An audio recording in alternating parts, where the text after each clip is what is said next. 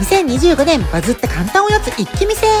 第5位、お菓子2つで作れちゃう鯉のぼり、やっぱり人気。第4位、とわかり中はグミの新食感グミ。いろんな種類のグミでやったら美味しかった。第3位、3位にこれが来た。やっぱり私と同じようになかなかできないってコメントもらったけど、できると感動もんだから、ぜひまたチャレンジしてみて。第2位、食べれる花束。これプレゼントしたらすっごい喜んでもらえたから本当おすすめ。そして1位、今年はグミが人気だったね。これもね、グミの種類によって全然食感違かった。私はピュレリングが好きだったな。